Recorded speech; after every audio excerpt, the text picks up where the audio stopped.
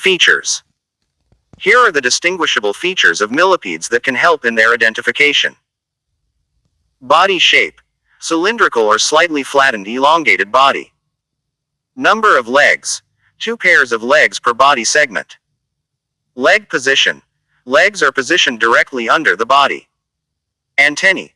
Short and club-shaped antennae. Head structure. Small, rounded head with chewing mouthparts. Movement. Slow moving, with a wave-like motion of their legs.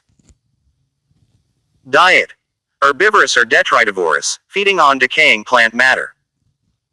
Defense mechanism. Release chemical secretions when threatened.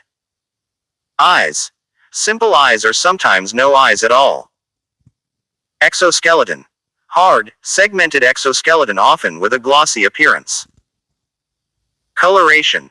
Typically dark brown, black, or reddish, but some have bright warning colors. Habitat preference. Prefer moist and dark environments, like under logs, stones, and leaf litter. Behavior. Non-aggressive and curl into a tight spiral when disturbed.